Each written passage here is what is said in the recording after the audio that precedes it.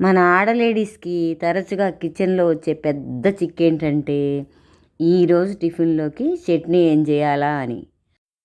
ఆ డౌట్లన్నీ పక్కన పెట్టేసేయండి ఫ్రెండ్స్. నా ఛానల్ ఫాలో అవ్వండి.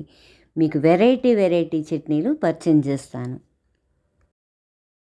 ఇవాళ 4 టమాటాలతోటి ఎంతో రుచికరంగా ఇడ్లీలోకి, దోసల్లోకి ఒక మంచి చట్నీ పరిచయం చేయబోతున్నా ఫ్రెండ్స్ టమాటాలతోటి.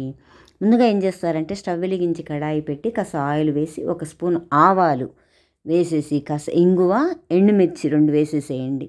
వేయించేసేయండి. అందులో కట్ చేసి పెట్టుకున్నటువంటి టమాటా ముక్కలు వేసేసి బాగా మగ్గనివ్వండి. రుచికి తగ్గ సాల్ట్ వేసేసి మెత్తగా మగ్గంగానే చల్లార్చి పక్కన పెట్టేసుకోండి.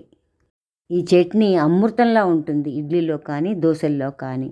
తర్వాత అదే స్టవ్ మీద కడాయి పెట్టి కాస్త ఆయిల్ వేసి, ఆవాలు వేసి, ఆవాలు చిటపటలాడగానే ఒక ఎండుమిరపకాయ కట్ చేసి వేసేసి, కాస్త కరివేపాకు వేయండి, పోపేసేసేయండి. తర్వాత మిక్సీ జార్లో కాసిన కొబ్బరి ముక్కలు కట్ చేసి వేసేసి, ఒక పెద్ద స్పూన్ పుట్నాల పప్పు యాడ్ చేయండి. అందులోనే వేసేసి మెత్తగా గ్రైండ్ చేసి పక్కన పెట్టుకోండి.